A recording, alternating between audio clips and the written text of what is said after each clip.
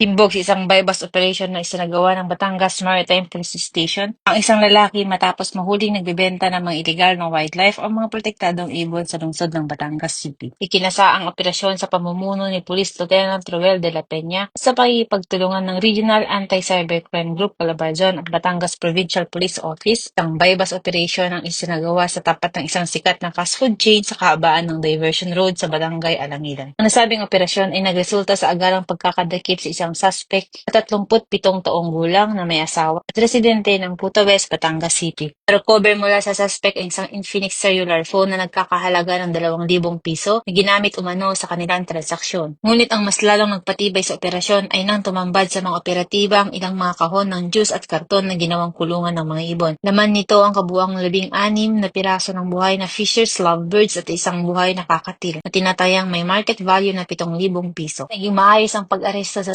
suspect kung saan mabilis siyang binasahan ng kanyang karapatang pantao. Ngayon, ang nahuling individual ay nahaharap sa mga kasong paglabag sa Section 27 ng Republic Act 9147 o Wildlife Resources Conservation and Protection Act, partikular na sa iligal na pagbebenta at pagmamay-ari ng wildlife na may kaugnay sa DNR Administrative Order No. 2019-09. Kung din ang kasong kaugnay sa Section 6 ng Republic Act 10175 o ang Cybercrime Prevention Act of 2012. Ang suspect pati ang mga nailigtas na ibon ay dinala na sa himpilan ng Batangas Maritime Police Station para sa kaukulang dokumentasyon at disposisyon. Ang Batangas MARPSTA ay nagpapaalala na ang paghuli, pagbebenta at pag-aalaga ng mga protektadong wildlife nang walang kaukulang permit ay labag sa batas at may katapat na parusang kulong at multa. Mula rito sa RMU4A Batangas Maritime Police Station, ako ang inyong PNN correspondent, Patrolwoman Joyce Palete, alagad ng batas, tagapagtaguyod ng balitang pulis. Bagong PNP para sa bagong Pilipinas, serbisyong mabilis, tapat at nararamdaman.